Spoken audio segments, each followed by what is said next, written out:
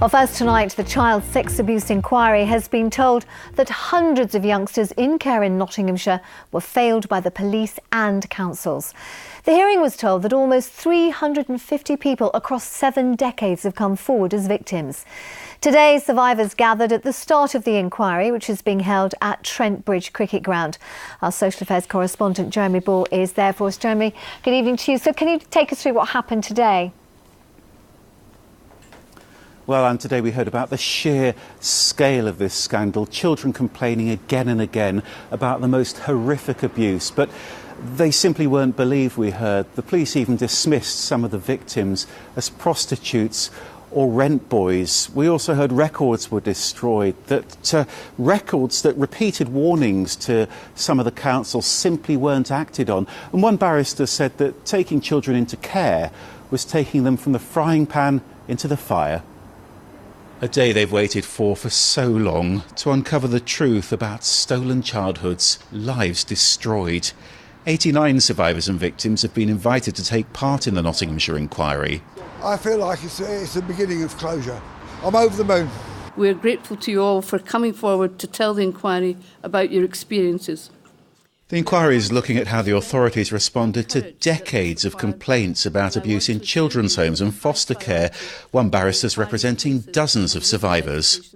Those 46 people, along with other victims and survivors, have sought to expose the abuse they've suffered, to secure accountability and justice, or even just to get hold of their records, their own personal information from their earliest days, in the face of persistent institutional stalling, denial and minimisation of their suffering.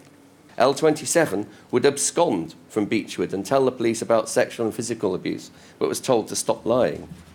L26 reported sexual abuse to a member of staff and was beaten as a result. This is an extremely serious situation in which a whole cohort of vulnerable children were abjectly failed by the Nottingham City and Nottinghamshire Councils. And today the Beechwood Children's Home was described as an evil environment where girls were forced into prostitution. Over 130 former residents have now come forward as victims of abuse. Hour by hour, child by child. There was a high turnover of children. It was like candy in a sweet shop for a paedophile, really. There are so many people who have been denied justice. And this is why it's so significant that these people are finally going to be heard. Joni and her fellow campaigners hope the independent inquiry will finally get them some justice. For the authorities, tough questions. Were children taken seriously? Were staff and foster parents prioritised over the children making allegations? And the inquiry heard that victims were left with a sense of shame, of guilt, of isolation, and a profound sense of abandonment. And some of the details we heard today were really, frankly, very hard to listen to. Girls as young as 7 sexually abused by other children in care, children abused by foster families too.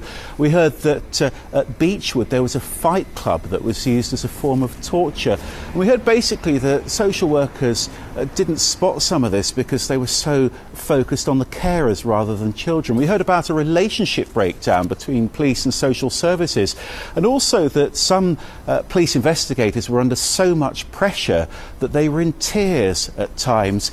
For the survivors, though, the inquiry heard today, this is not historic, because when they came forward, we heard they faced persistent stalling and persistent denials from the very authorities that failed them as children.